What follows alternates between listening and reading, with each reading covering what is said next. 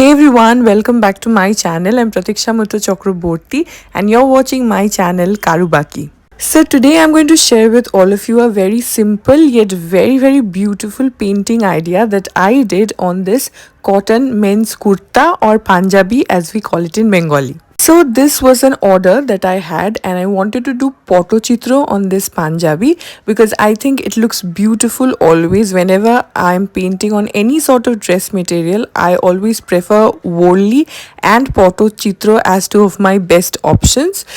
So yeah, first I'm just doing a rough sketch on the cloth using a pencil. This is a step that you can skip if you're sure about what you want to paint.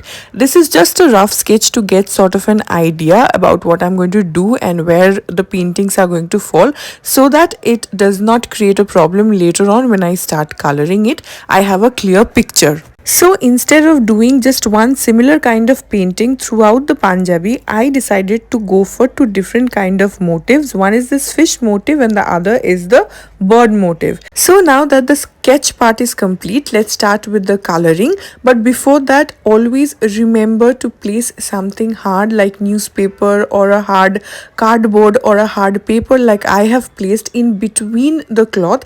Otherwise the paint will soak on the other side of the cloth and it will get damaged. So that is definitely something we don't want. So just do not skip this part. Anyways, now let's start painting. So here I'm using acrylic color, and for the ones who follow me regularly will already know that I really favor acrylic color much more than I do for fabric color, because I think acrylic colors, they really dry up very fast, plus they're super easy to apply, and also the color becomes very long lasting. Even if you wash the cloth regularly, there is very little chance that the color is going to come off, which is not the case for fabric color. I feel the fabric colors, they eventually start to crack and the colors, they just come out. So I don't prefer fabric color, but if you want, you can definitely go for it. Anyways, here I'm using round brushes, and I'm mostly using round brush number 0, 1 and 2 for the entire paint. I'm going to use just these three colors because they're super fine, and it's very helpful for me at least to fill in the gaps. But if you want, if you're comfortable with any other sizes of brushes, you can definitely go. You can also use flat brushes if you want to. That is completely up to you. See, painting is a very relaxing process, at least for me. So I don't think there's any such rule like that. Whatever is comfortable for you, just go for it. At least that is what I do.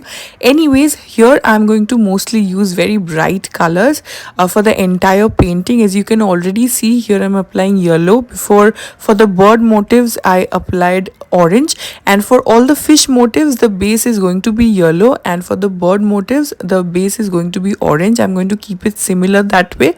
But I feel whenever you're doing chitro, if you use very bright colors, that make your painting look even more beautiful. Now, as I already mentioned before, and also as you can see here, I've done two different patterns. One is of these two fishes and the other one is of the two birds, but somewhere I also wanted to keep a little similarity. So what I did is, all the patterns on the left hand side of the design is of the two fishes, and on the right hand side all the patterns are of the two birds, as you can already see in this clip, because that would sort of keep a little similarity but also would break the monotony with the two different patterns.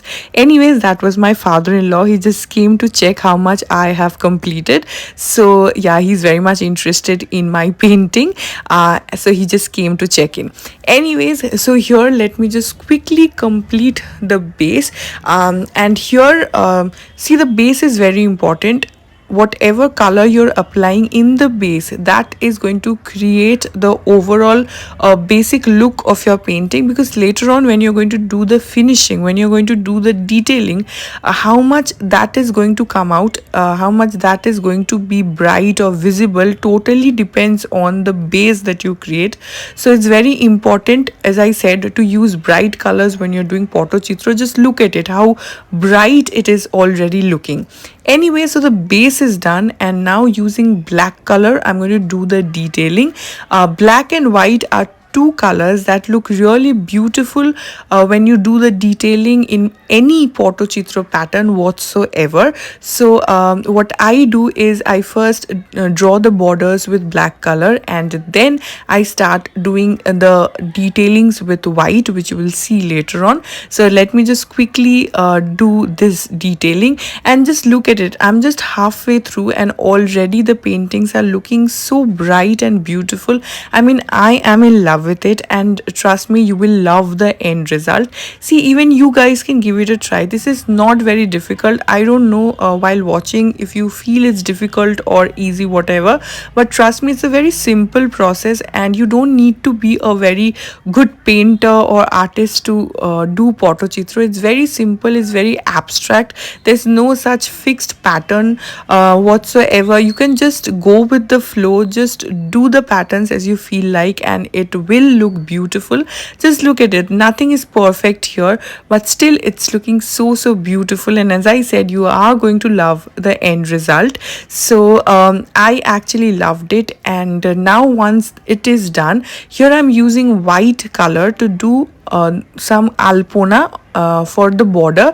Now here I went with white color because I thought it would look very beautiful on the cloth, because the Pottochitra, the painting is already very bright, so I wanted to tone down the painting a bit using white color, but later on I changed it. You will see that in a while, but initially I did the entire border thing with white. This is white alpona or kolka, whatever you call it. In the video, although I think it's looking very bright, but in the naked eyes it was not so bright, because the cloth color is sky blue, so it's already very light, so the white color was not coming out as much as I expected it would.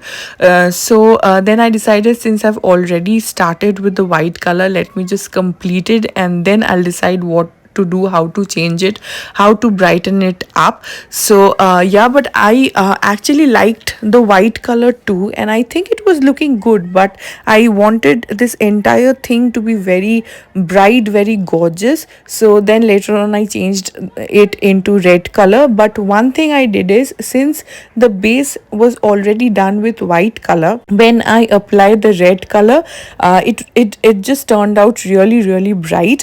Now I could have applied red color directly on the cloth, even that would look good, but it would not have been so bright as it is now, because right now it has a white base. On that I am applying the red color, but otherwise if I would have just directly applied the red color on the sky blue cloth, it would not have been this bright, or it would not have given this effect that it is giving now. And you will understand what I'm saying when you see the final result. The red, the actual color of the red has come out very beautifully because of the white base over here. So I had to change the entire thing, and I think now it's looking very bright. Then I use this polka dot tool, this dotting tool that I have, and I wanted to do dots on the other side of the polka, so I did that. Now I have different sizes of these dotting tools.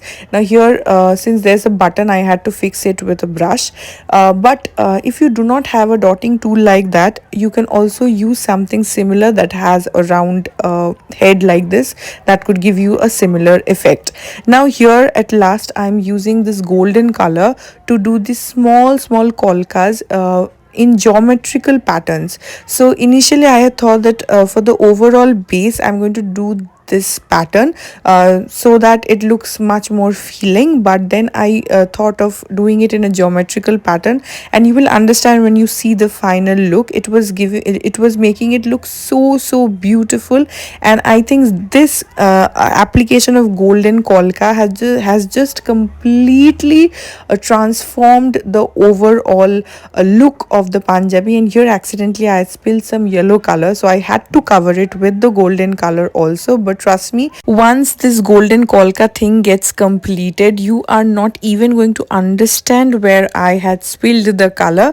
This is another reason why I chose applying golden color, just to cover this yellow part. I had also thought of using yellow color for doing the same pattern, this kolka thing, but then I thought no, the golden color is going to make it look even more brighter, so I went with it. And I think it just enhanced the overall look of the Panjabi even more. It just sort of turned this very simple Panjabi into a very very gorgeous piece.